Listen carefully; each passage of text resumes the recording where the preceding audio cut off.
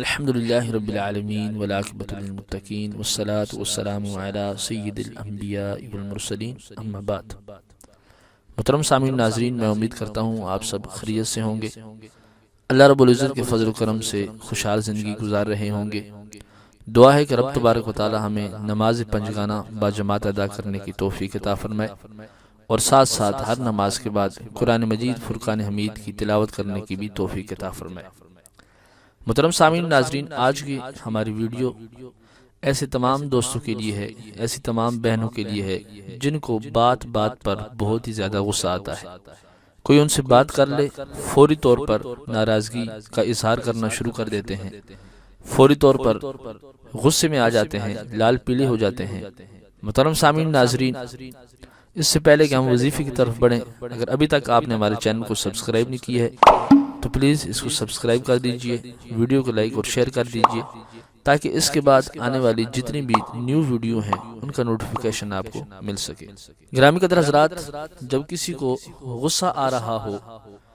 اور وہ بندہ خود چاہتا ہو کہ میں غصے کے اوپر کنٹرول کر لوں،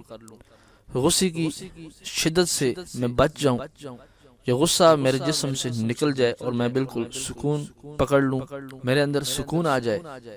اور میرا دماغ وہ سکون والا ہو جائے، تو ایسے شخص کو چاہیے کہ جب بھی اس کو غصہ آ رہا ہو، جیسے ہی اس کو غصہ آئے یا کسی کے ساتھ وہ غصے والی بات کر رہا ہو، تو اس بات کو روکنے کے بعد ایک مرتبہ آیت الکرسی پڑھ کر اپنی بائیں طرف تھوک دے۔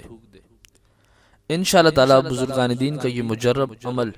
جو بزرگوں نے اپنی اپنی کتابوں میں لکھا اور اپنے مریدوں کو اس کا طریقہ بتایا، اس عمل کی برکت سے، آیت الکرسی کی برکت سے فوری طور پر اس کا دماغ سکون والا ہو جائے گا، فوری طور پر اس کے دماغ کے اندر سکون آ جائے گا، اس کے جسم کے اندر سکون آ جائے گا، اور اس کا جو غصہ ہے وہ بالکل ختم ہو جائے گا۔ گرامی قدر حضرات، آپ یہ عمل اپنے بچوں کے لیے بھی کر سکتے ہیں۔ وہ بچے جو بات بات پر ضد کرنا شروع کر دیتے ہیں، بات بات پر غصہ کرنا شروع کر دیتے ہیں، تو ایسے بچوں کے والدین کو چاہیے کہ وہ آیت الکرسی 7 مرتبہ پڑھنے کے بعد بچوں کے دونوں کانوں کے اندر پھونک مار دیں، دم کر دیں۔ انشاءاللہ تعالی جو بھی بچے ایسے ہوں گے جو غصہ کرنے والے ہوں گے،